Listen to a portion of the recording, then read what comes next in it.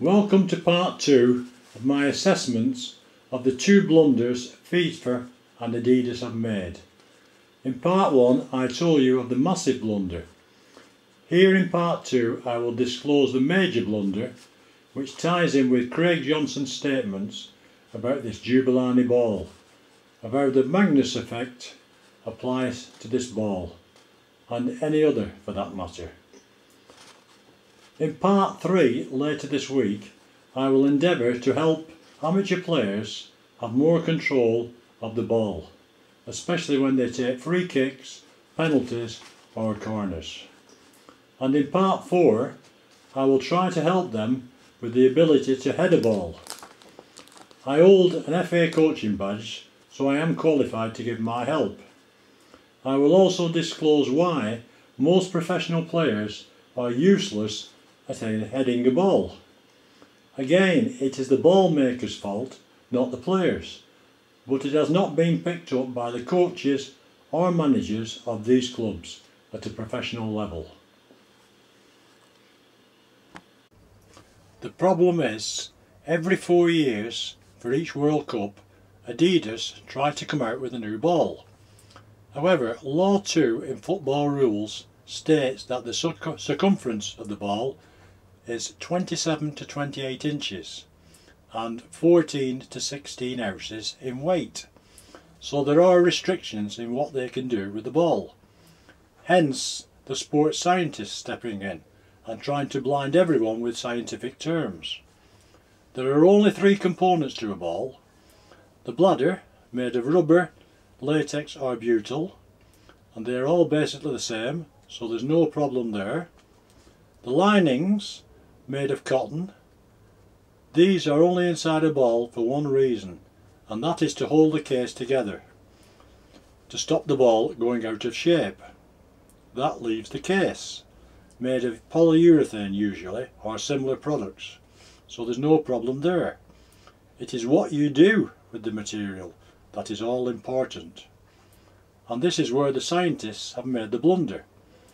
It's all very well having a pretty product, but it is how it performs on the pitch that counts, and we have all seen the results. And this ball is supposed to have passed all FIFA's tests, so the question is, how?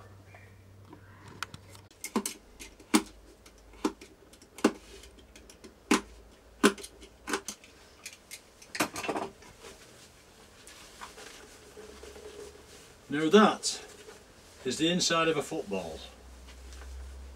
Those are the stitch holes along that ridge, and you can see where it's created a ridge.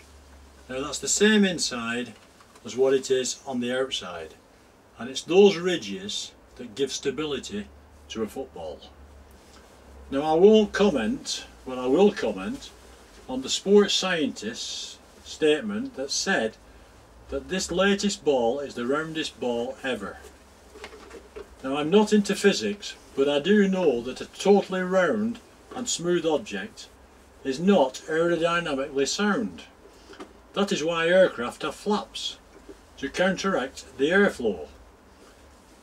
I think that is why a 32 panel ball has always performed well in flight, as the trench is created by all the stitches, and there's over 700 stitches in a ball, in a 32 panel ball, gives it stability. And that's also why a golf ball has dimples. That alone should have given the designers a little bit of a clue. And that's why golf ball manufacturers would never change the design, only add a little colour, because the dimples, as in the football, those ridges give stability.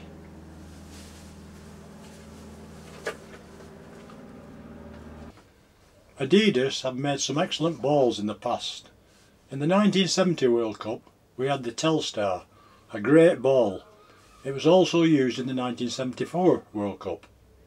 In 1982 they had the Azteca, another fantastic ball. Now we are at the limits of what can be done with progression as regards the ball. My answer would be, find a good ball and stick with it. Every World Cup I would change the colour and apply the winner's name to it. This can be changed every World Cup to increase the sales.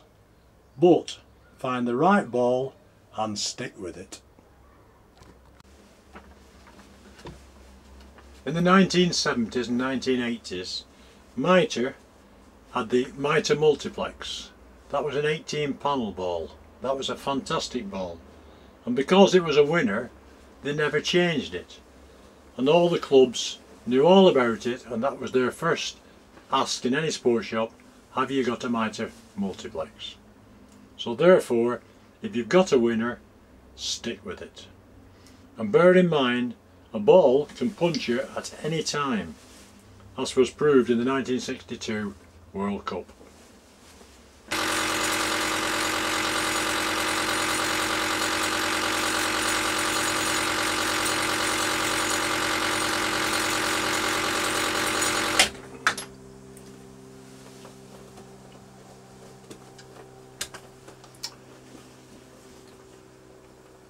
Now, Adidas are a very, very good company, and let's hope that in 4 years' time at the next World Cup they come out with a winner.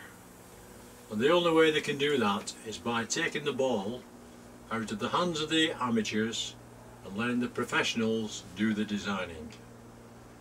So here's to the next World Cup.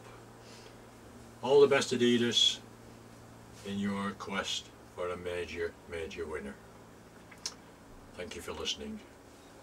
Incidentally, anyone anywhere in the world who would like to run their own superb business from home, as I said before, you can view my website sportsballuk.co.uk, and if I can help you to get established in football, I'll do my best. Thank you.